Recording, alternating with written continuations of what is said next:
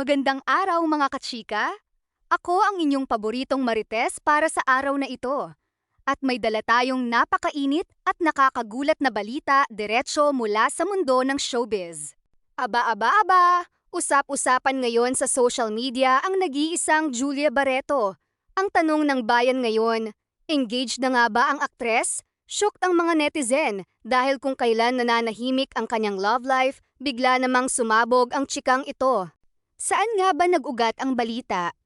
Ayon sa ulat ng talent manager at vlogger na si Ogie Diaz sa kanyang Showbiz Update vlog, may lumulutang na chika na malapit na raw ikasal si Julia. At ang nakakawindang pa, may pangalan na agad ang di umano'y fiancé niya. Sino raw?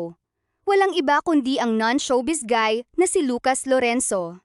Kung pamilyar sa inyo ang apelidong Lorenzo, hindi kayo nagkakamali mga kachika. Si Lucas ay kapatid lang naman ng Mr. ni Claudia Barreto na si Basti at kapatid din ng asawa ni Eric Gonzalez na si Mateo. Kaya kung totoo ang chika, pamilyang-pamilya na talaga ang peg nila. Pero teka lang, dahil sa balitang ito, tila tuluyan ng gumuho ang pangarap ng mga Gerald fans na magkakabalikan pa sila ng ex-boyfriend niyang si Gerald Anderson. Matatandaang noong nakaraang taon ay opisyal nang kinumpirma ng dalawa ang kanilang hiwalayan pagkatapos ng mahigit 6 na taong relasyon.